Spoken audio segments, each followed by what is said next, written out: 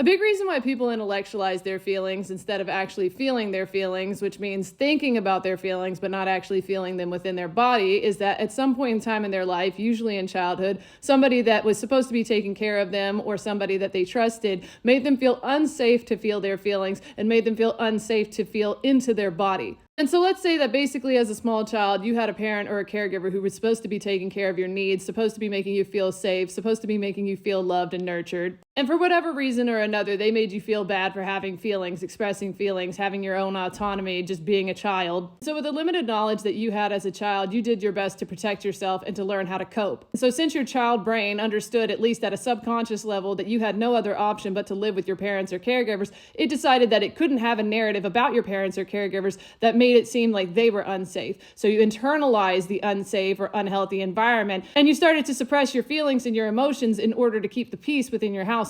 Because it was easier to make a narrative that it was your fault than to actually admit to your child brain that your parents or your caregivers were neglectful or unhealthy. And so that could be the first but very impactful experience of actually intellectualizing your feelings, because you're not feeling your feelings, you're learning to suppress them to keep the peace in your house as a child, and then making some type of narrative as to make sense as to why you're not getting your needs taken care of or why you're experiencing such unhealthy behavior from your parents or caregivers or the environment that you're in. And so now you can understand that that small child made a story or a narrative about their feelings instead of actually feeling their feelings, because feeling their feelings got them punished, abandoned, neglected. So that can carry over into your adulthood, where you continue to do this at a subconscious level because it's already been programmed into your mind as the safest option. And maybe you are somebody, despite the unhealthy childhood you had or throughout your life, you still expressed your feelings, but you didn't express them in a way that you thought was helpful or meaningful. In fact, you started blowing up, you started raging out, you had meltdowns, and then you learned to suppress them because people made you feel bad about them because you never learned emotional regulation in your childhood or throughout your life. So then you learn to suppress your feelings and you start to intellectualize your feelings and think about them but not actually feel them, and that's why you're thinking that you're feeling your feelings when in reality you're just thinking them.